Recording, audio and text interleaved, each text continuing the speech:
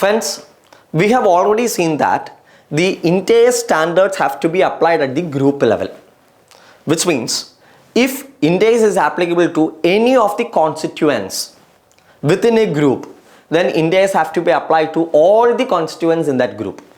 If it is applicable to any of the subsidiaries, then it will be applicable to the holding company, subsidiary, joint venture, associate enterprise, like that.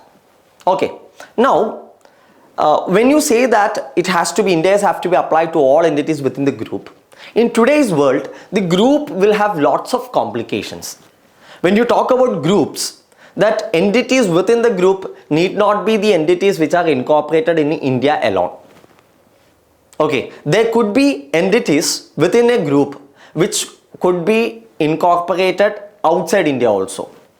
So, if an entity which is incorporated in India is applicable or is required to apply the IND AS, and it has got a group company which is incorporated outside India, let us say in US, and in US you are not required to follow IND AS, no? So, just because that entity is within this group, can you force the subsidiary or your group entity in US to apply IND AS and prepare its financial statements as per or in accordance with IND AS? It's a question, right? Now, that is the reason why IND AS has given some exceptions to the principle of group application. Basically, they have given two exceptions, and in this video we are going to see the first exception to the principle of group application. Now, as per this exception, when an Indian parent entity has a subsidiary outside India, overseas subsidiary, okay, and the Indian parent is required to follow IND AS. Indian parent is required to follow IND AS. Okay, and let's assume the subsidiary is in US subsidiary, and in US the subsidiary is not required to follow IND AS, okay, or let's say for that matter IFRS, either IND AS or IFRS. No, it is not required to follow. Now, in this scenario, what do you have to do? Should you force your overseas subsidiary to prepare its financial statements as per IND AS? The answer is no. There is an exception given.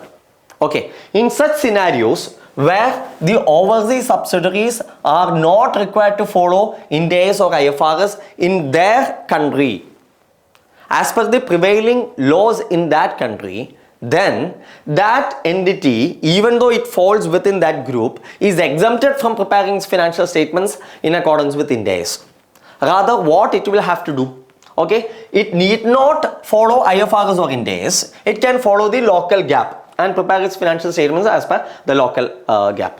But you need to consolidate the financials of these overseas subsidiaries with that of the Indian parent, right? And the Indian parent has to prepare consolidated financial statements.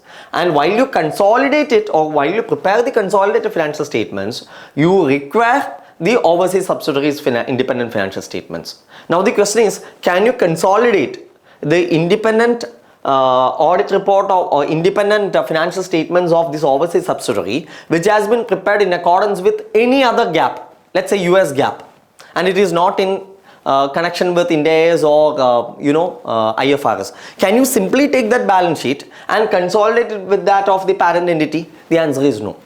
So this exemption says that the subsidiary will have to provide the data as per IND AS, okay, so as to enable the parent company to prepare the consolidated financial statements as per IND AS.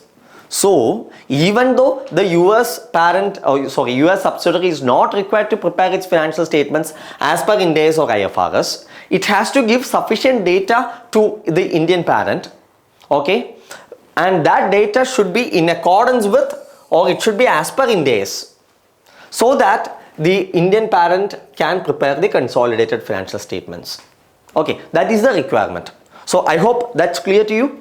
Okay, I'm just repeating this for the sake of understanding. Okay, suppose there is a parent company in India, and this parent company is required to follow IND AS, and if you apply the group application principle, as per the group application principle, all the constituents within that group, subsidiary, joint ventures, associates are also required to follow IND AS.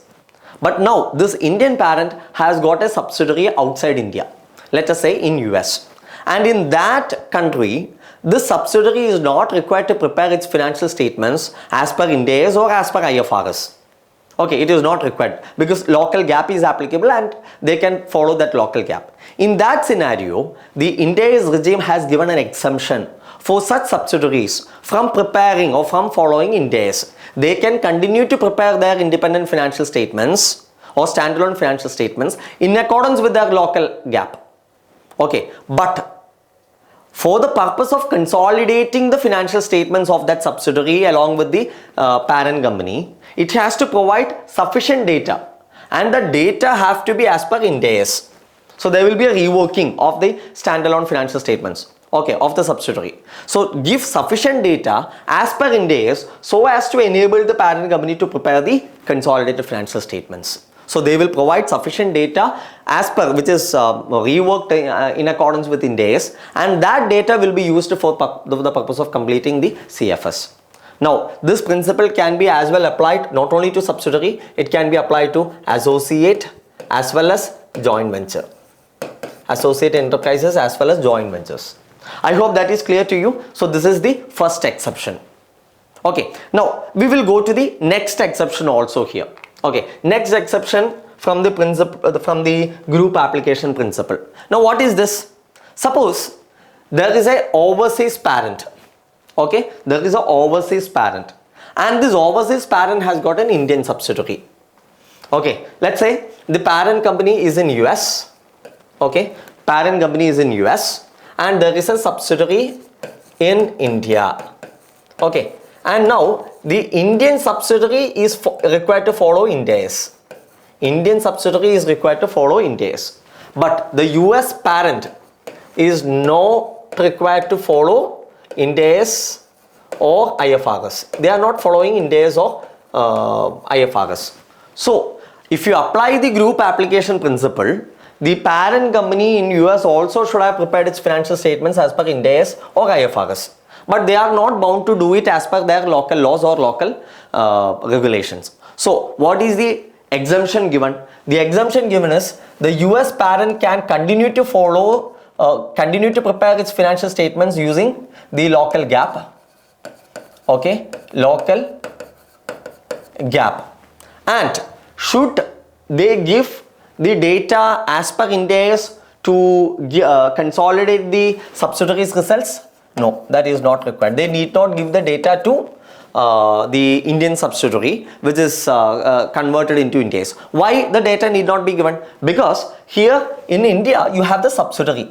The subsidiary is not required to prepare what? Subsidiary is not required to prepare CFS, the consolidated financial statements. The consolidated financial statements is to be prepared by whom? The parent only.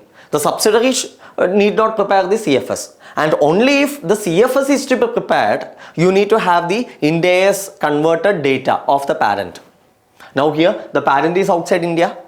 They are not required to prepare its CFS as per IND AS, because IND AS is also only in India. So they might be preparing the consolidated financial statements as per their local GAAP. For that purpose, they will have the laws and regulations which is prevailing in US or their country. Let them follow it. For our purpose, the Indian subsidiary, it's only a subsidiary. They don't have to prepare any consolidated financial statements. So they cannot or they need not force its parent to prepare their financial statements in or as per IND AS.